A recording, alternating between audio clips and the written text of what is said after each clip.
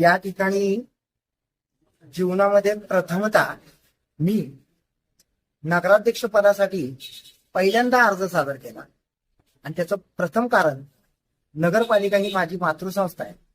नगरपालिकेमध्ये नोकरी करत असताना काही लोकांनी त्यांच्या स्वार्थासाठी करून मला कामावरनं काढलं. कामावरनं काढतानाचा मुद्दा होता की तुम्ही तुमच्या सौभाग्यवती अलगताजी बिचुकले तिच्या प्रचारामध्ये दिसलात.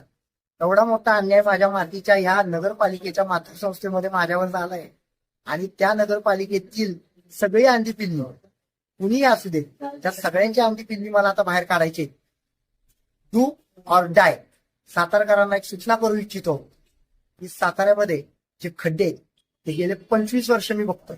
साताऱ्यामध्ये रस्त्यांची अवस्था मी 25 वर्ष बघतोय.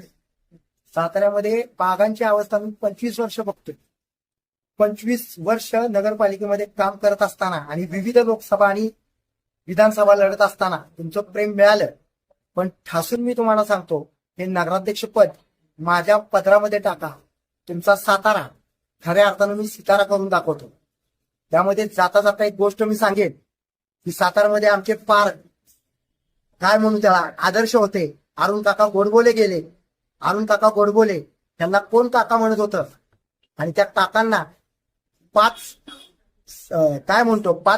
सलामी तरी द्यायला पाहिजे होती. ती सुद्धा दिली गेली नाही. वैभव गेलं साताऱ्याचं. अरुण काका गोडबोले. अरुण काका गोडबोलेंचे सर्व चाहते असतील, विश्वरत्न डॉक्टर बाबासाहेब आंबेडकरांचे सर्व चाहते असतील. तुम्हाला एक गोष्ट सांगतो, या नगरपालिकेमध्ये नगराध्यक्ष म्हणून मला तुम्ही निवडून देता. साताऱ्याचा सितारा तर होईलच, पण ज्या ठिकाणी विश्वरत्न डॉक्टर बाबासाहेब आंबेडकर प्रतापसिंह हायस्कूलमध्ये जिथं शिकले आणि 7 नोव्हेंबरला विद्यार्थी दिन साजरा करतं शासन, तर त्या जागी राष्ट्रीय स्मारक मला करायचं आहे. प्रतापसिंह हायस्कूल राजवाडा हे मी राष्ट्रीय स्मारक घोषित करणार. आज ही ग्वाही देतो आणि नगरपालिकेमध्ये मी शपथ घेतो, जर तुम्ही मला नगराध्यक्ष करता तर राजवाडा येथे असलेलं प्रतापसिंह हायस्कूल हे विश्वरत्न डॉक्टर बाबासाहेब आंबेडकरांना समर्पित करून ती जागा ताब्यात घेऊन त्या ठिकाणी डॉक्टर बाबासाहेबांचं मी राष्ट्रीय स्मारक उभारणार. ही माझी पहिली या ठिकाणी शपथ आहे. दुसरी गोष्ट, साताऱ्याला खरोखर सितारा करून दाखवणार मी इतक्या निवडणुका लढलो तुमच्या ताकदीवरतीच आणि साताऱ्याचं खऱ्या अर्थानं नाव मी रोशन केलं होतं.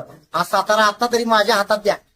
तुमच्यासाठी लढतोय मी. यात माझा स्वार्थ काय तुम्ही मला सांगा. नंतर मी एवढं पुण्यामध्ये राहत असतो पण माझं साताऱ्यातलं सातारकर म्हणून मी नाव माझं कधीही घालवलेलं नाहीये. माझा आधार इथला आहे, माझं वोटिंग इथलं आहे आणि मी सातारकर आहे. त्याचा मला सार्थ अभिमान आहे आणि साताऱ्याचा खरा सितारा मी आहे. आता मला साताऱ्याला सितारा करायचा आहे. तुमच्या मतांशिवाय हे होणार नाही. तुम्ही जागरूक